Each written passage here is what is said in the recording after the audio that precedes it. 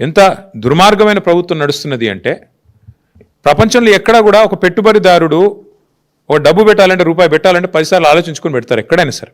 అంటే అక్కడ వ్యవస్థ బాగుందా లేదా, ప్రభుత్వం బాగుందా, పాలసీ బాగుందా, బిజినెస్ కంటిన్యూటీ ఉందా, పాలసీ కంటిన్యూటీ ఉందా, లేకపోతే మళ్ళీ రెడ్ వచ్చే మొదలాడు అన్నట్టు కొత్తోడవడం వస్తే మళ్ళీ మొదటికెళ్ళి మొదలవుతుందా, ఏంది అని ఆలోచించుకొని ఎవరైనా కూడా జాగ్రత్తగా పెడతారు. అట్లాంటిది ఇవాళ ఈ ముఖ్యమంత్రి గారి అహంకారపూరిత వైఖరి, ఈ ముఖ్యమంత్రి గారి యొక్క ఏకపక్షమైన నియంతృత్వ పోకడలతో ఎల్ఎన్టీ లాంటి సంస్థ ఎంత ఇబ్బంది ఎదుర్కొంది అంటే ఇప్పటికీ ఒక ప్రముఖ సంస్థ, అదేం చిన్న ఆషామాషి సంస్థ కాదు, ప్రపంచంలోనే పేరెన్నిక కలిగిన ఒక ఇన్ఫ్రా కంపెనీ, అది public listed company.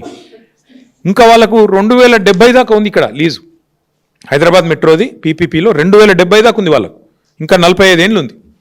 First question ఏంటంటే ఇవాళ ఎందుకు ఎల్ఎన్టీ అనే సంస్థ ఇక్కడ నుంచి వెళ్ళిపోయింది, దానికి ముఖ్యమంత్రి గారు రాష్ట్ర ప్రభుత్వం సమాధానం చెప్పాలి.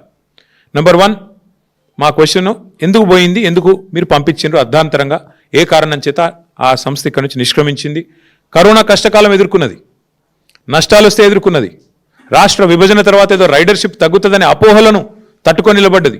ఇన్నిటి తర్వాత ఇలా సంస్థ వెళ్ళిపోయే పరిస్థితి వచ్చింది. హైదరాబాద్ ఉజ్వలంగా, ఒకవైపు మీరే చెప్తున్నారు కదా తెలంగాణ రైజింగ్ రైజింగ్ అని, మరి అంత రైజింగ్ అంటే ఎందుకు పారిపోయే పరిస్థితి వచ్చింది ఎల్ఎన్టీ చెప్పాలని చెప్పి నేను ముఖ్యమంత్రిని కోరుతున్నాను.